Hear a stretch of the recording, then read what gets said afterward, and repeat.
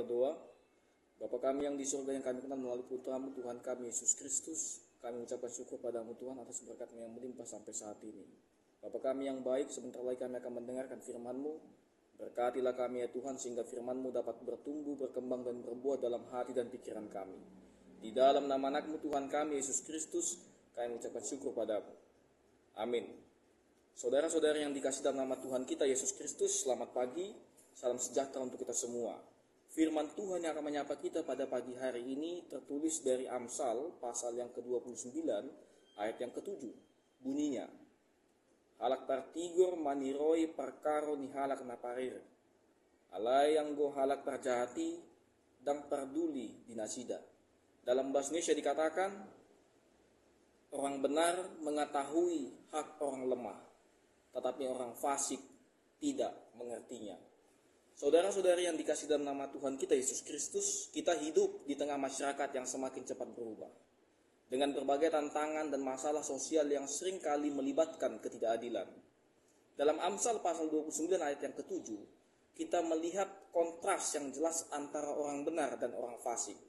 Dalam hal bagaimana mereka merespon ketidakadilan.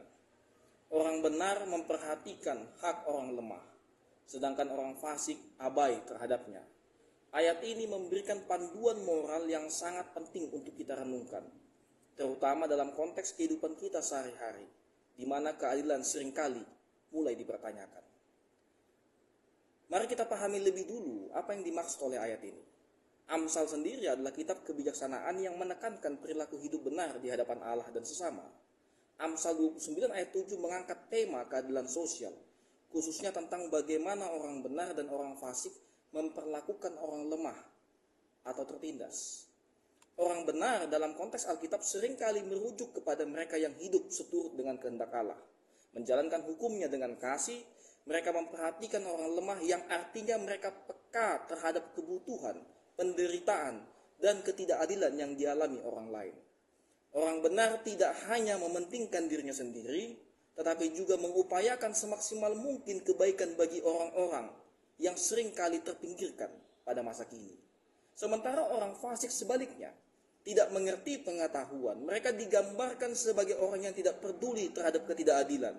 Bahkan mungkin mereka seringkali berperan dalam penindasan. Mereka tidak memiliki kasih, mereka tidak memiliki empati karena hati mereka dipenuhi oleh keserakahan dan keegoisan. Ayat ini mengajak kita untuk memilih jalan hidup yang benar, yang mempedulikan keadilan bagi sesama, terutama bagi yang lemah. Bagaimana kita menerapkan pesan dari Amsal pasal 29 ayat 7 dalam kehidupan kita sehari-hari ini? Ada beberapa hal penting yang bisa kita lakukan. Yang pertama, memperhatikan hak orang lemah di sekitar kita. Ini bisa dimulai dari hal-hal yang paling sederhana, seperti mendengarkan masalah mereka, apa yang mereka hadapi, membantu mereka sedang dalam kesulitan, atau bahkan membela mereka yang sebenarnya tidak bisa membela dirinya sendiri. Contoh praksisnya adalah peduli terhadap orang yang tidak memiliki akses ke pendidikan, kesehatan, ataupun pekerjaan yang layak. Sebagai orang Kristen kita dipanggil untuk menjadi terang dan garam, yang artinya kita harus membawa perubahan positif dalam masyarakat. Yang kedua, meningkatkan kesadaran sosial. Banyak dari kita mungkin tidak menyadari ketidakadilan yang terjadi di sekitar kita, karena kita hidup dalam zona nyaman. Firman Tuhan memanggil kita untuk tidak hanya diam dan menikmati hidup kita sendiri, tetapi juga untuk melihat, memahami, dan bertindak atas nama mereka yang terpinggirkan.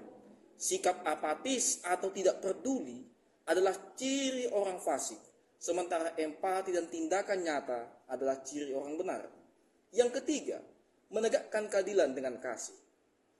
Dalam menghadapi ketidakadilan, kita harus selalu ingat bahwa setiap kita, orang yang percaya, cara kita berjuang untuk keadilan harus diwarnai oleh kasih. Yesus sendiri ketika melihat ketidakadilan, bertindak dengan kasih dan kebenaran.